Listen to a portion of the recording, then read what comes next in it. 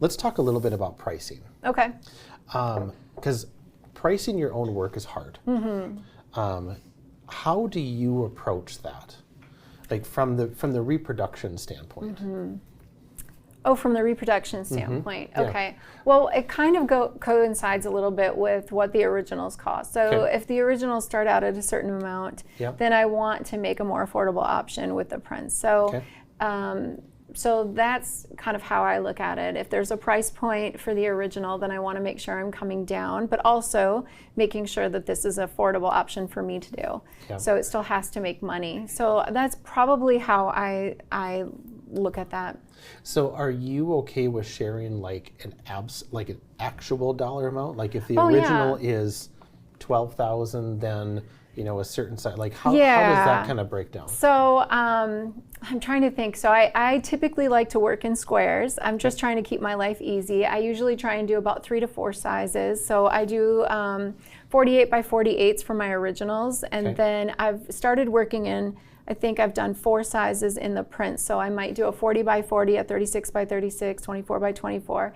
For me, that just keeps it easy. I know my pricing pretty well.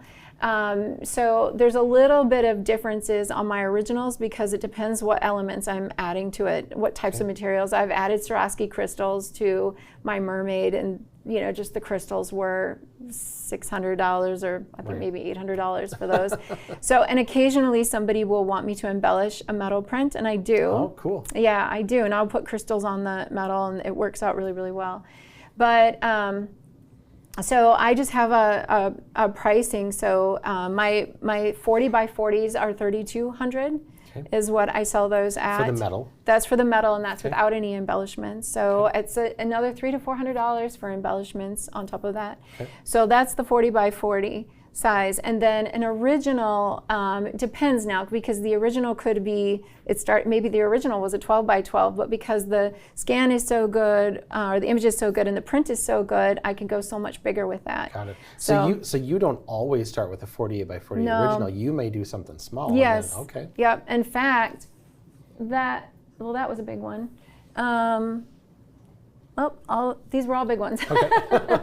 But there's a really popular one of mine that is a turtle, and that was just a 12 by 12. And that one is typically sold at the 40 by 40. So, but my original pieces, if I'm working in a 48 by 48, those are usually around $6,000 to $8,000. So then this is almost half price, and there are people that, they'll get a print, and if it's framed out, they're just like, I just can't tell that this wasn't an original, even though it is very different in terms of a smooth surface and a textured surface. But they really look so beautiful that, I mean, it's really quality print. It's so good. Well, we try awful hard. People love them. So. Well, and thinking about it from a consumer standpoint, 3,000 or 3,200 versus 6,000 or 8,000, that's a big difference. Yes, but if we hold this up too, the other thing is, this is very, very contemporary. It has that really glossy surface. It's very thin. It hangs very flat to a wall. It's lightweight. So it really works well in creating a really contemporary look. And if somebody would have one original at 6,000 or potentially 2 of these, or they need 3, in fact, then they're going to go with this. So. Yeah, for sure. And something that we were talking about earlier too, a lot of your clients are coming in and saying they're looking at a huge print and saying, do you have anything larger? Which is a fantastic question to have. We can go up to 47 by 95, for a solid metal print essentially. But like we were talking about, you could always do multiples, and your work looks so beautiful together. You could do different pieces, or with the file being what it is, you could start to dissect it and change things. I really want to try that out too. And collage the single image and make it huge, for that. That's another one I'm going to try. Yeah. Send you a picture of that. Yeah, for sure. And before we let you go here, something that you said on the original call, and we use it as inspiration for the title of the live that we're doing right now, and I really think that you embody this in not only your art, in your personality, in your community building, and helping others. growing better and better, not bigger and bigger. Right. Well, that's one of the reasons why I like working with you all. Even though you have gotten bigger, I feel like there's still that, you know, when you call, you're going to get in touch with someone. You're going to talk to a real person. And, you know, almost everything feels like a big box company nowadays. You're always going through a phone tree. Yeah. You know, somebody will call you back in an hour.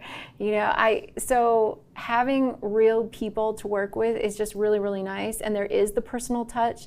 I mean, the lollipop when you get a print. Yeah. We have Mike to thank for that. We have people that live for that at my gallery. So it's just the nice personal touches I really, really love. And I feel that's what also I want to create, that there's an exchange that happens when people engage with art. And there's lots of research that says, you know, your endorphins go way up, all your feel-good chemicals, it's like you just went for a run. It actually triggers the same part of your brain as looking at someone you're in love with.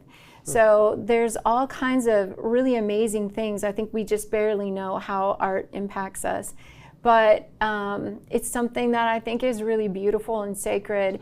And I'm not really interested in becoming a giant, huge business.